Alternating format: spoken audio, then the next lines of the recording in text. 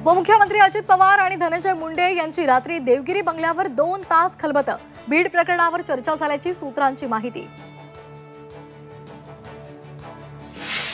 मुख्यमंत्री देवेंद्र फडणवीस आणि माझ्यात कटुता नाही, एकनाथ शिंदेंकडून स्पष्ट. नरेंद्र मोदी आणि डोनाल्ड ट्रम्प यांनी एकमेकांचं कौतुक केलं. भारतामध्ये मोठी गुंतवणूक करणार, ट्रम्प यांची घोषणा. बीड खंडणी प्रकरणामध्ये सुदर्शन घुलेला आज केज न्यायालयामध्ये हजर करणार. सीआयडी कडून घुलेच्या आवाजाच्या नमुन्यांची तपासणी. पोलीस कोठडी वाढणार का, याकडे लक्ष.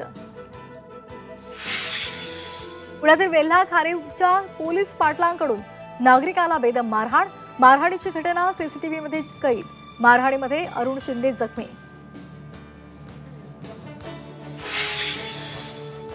पीक विमा योजनेमध्ये फेररचना होण्याची शक्यता.